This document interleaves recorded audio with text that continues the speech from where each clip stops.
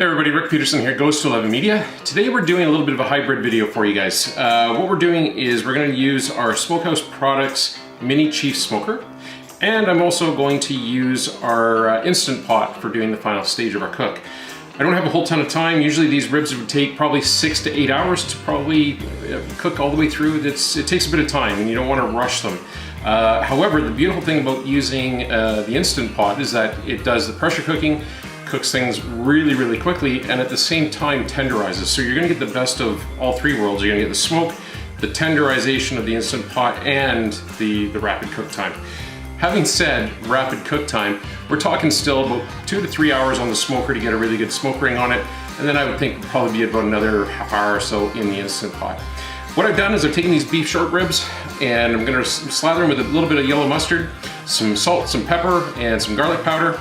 Get them onto our Teflon racks here for the smoker, into the smoker, and I'm going to use a blend of hickory and mesquite today, see how that goes, and we'll keep you posted. All right, see you in a second.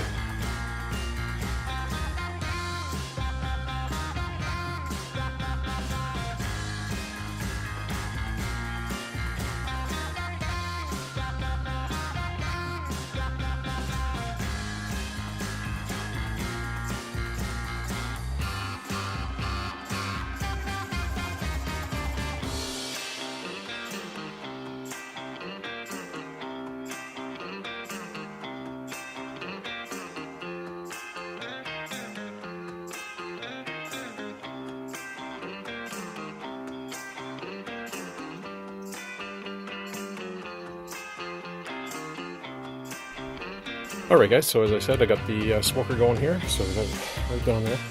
And we're trying out this really awesome little meat thermometer that I got off of Amazon the other day. And I'll show you more about that in a second. It's this little guy here.